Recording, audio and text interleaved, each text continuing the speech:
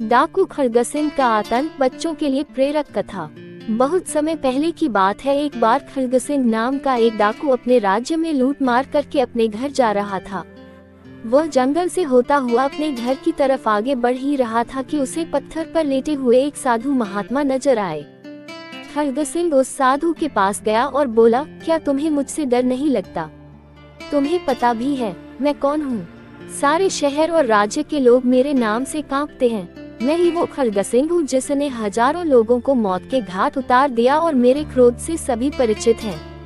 वह अपने बारे में एक छोटा सा परिचय साधु के सामने दे रहा था, लेकिन इन सब बातों का साधु पर कोई भी असर नहीं पड़ा और वे ज्यों के त्यों उस पत्थर पर ही लेटे रहे।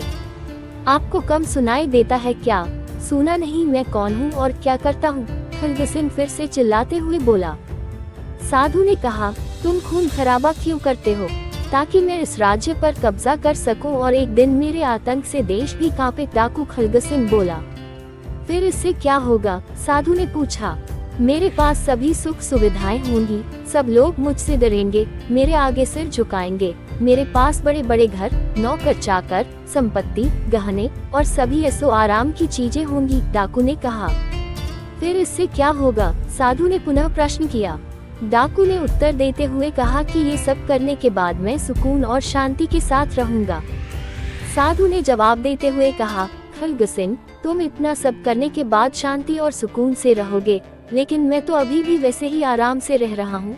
अभी भी मैं शांति और सुकून के साथ अपना जीवन यापन कर रहा हूँ।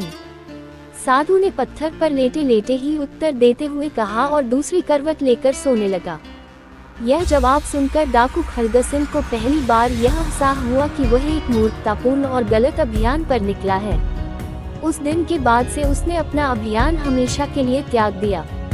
वह इस बात को अब समझ चुका था कि सुकून और आराम पाने के लिए उसका रास्ता कभी उचित नहीं था।